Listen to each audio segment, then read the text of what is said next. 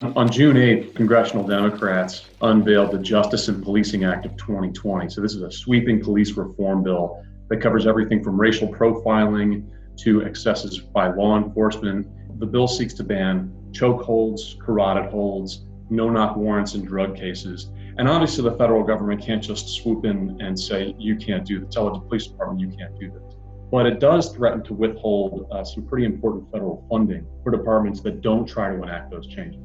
Unless there's accountability, there will never be change. Unless there's change, brutality will continue. One of the most significant parts of the act is something that's kind of wonky, but it's really important. It's something that criminal justice advocates across the board have been calling for a long time. And this is a reining in of this doctrine called qualified immunity. So this is the legal doctrine that shields law enforcement officers from being sued in federal court. It would take away this argument that's very powerful police that they were acting in good faith when they violated someone's civil rights. That, in a lot of cases, is airtight defense. It was a long time, 8 minutes and 46 seconds. That was a long time to be on one knee.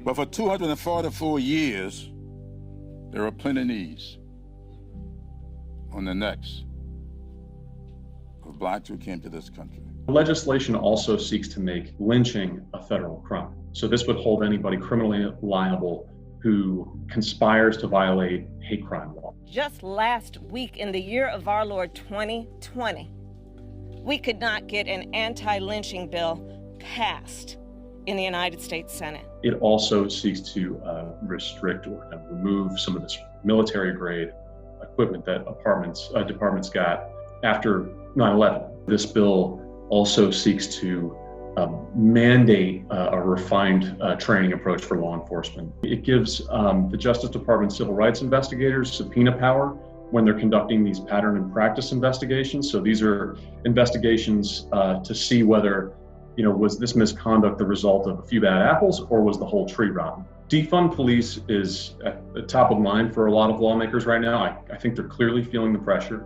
I would say this probably stops short of responding to people's calls for defunding police specifically, but it does incentivize reuse of some funds, and it seems like it creates some incentives and some additional federal dollars for community programs. So I'm sure they will point to that as evidence of sort of baby steps in that direction. Right now, I don't see any Republican co-sponsors on it, and Democrats are basically unanimous in their support of this thing. But congressional leadership seems really enthusiastic about it. They want to send it to the Senate. What Mitch McConnell does in the Senate is anybody's guess right now. My guess is that it's going to face some much steeper hurdles there.